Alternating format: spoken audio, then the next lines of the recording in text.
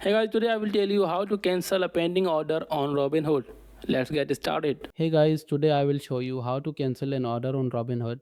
I'm in the app right now so you can follow along from the main screen. Scroll down to see your current holdings. Find the stock with the pending order. You will notice a small plus sign indicator. Tap the stock to open its details page. Scroll down to the upcoming activity section where your pending orders are listed. Tap the specific order you want to cancel, in this case a limit buy order. On the order details screen, you will see the cancel order option clearly displayed. Tap this to initiate cancellation. The app will confirm the cancellation process is underway. Once complete, you'll receive verification that the order has been successfully cancelled. This prevents the trade from executing at a price you no longer want.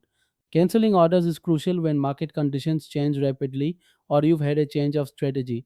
I've created additional content covering different order types and when to use them. If this tutorial helped you manage your trades more effectively, And that's it guys. If you like this video, please subscribe. Thanks for watching.